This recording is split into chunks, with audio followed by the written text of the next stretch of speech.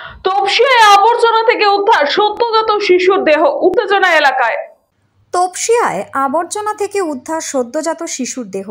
তপসিয়া রায়চরণ পাল লেনের আবর্জনা থেকে উদ্ধার সদ্যজাত শিশুর দেহ।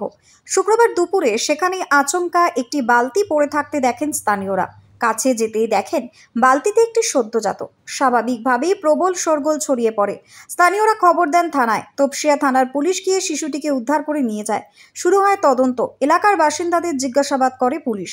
জানা গিয়েছে, এক যুবক যুবতীও বাইকে করে এসে বালতিটি ফেলে গিয়েছিলেন। যদিও তাতে কি ছিল তা কেউই দেখেননি। পরে প্রকাশ্যে আসে গোটা বিষয়টি। কিন্তু কারা এই যুবক যুবতী?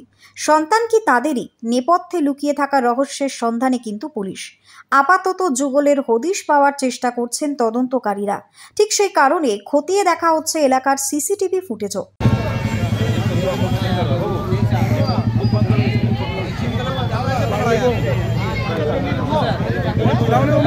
बोलिए sir.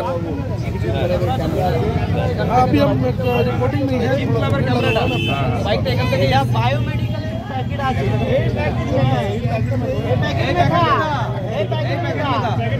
Bureau report, news बंगो time.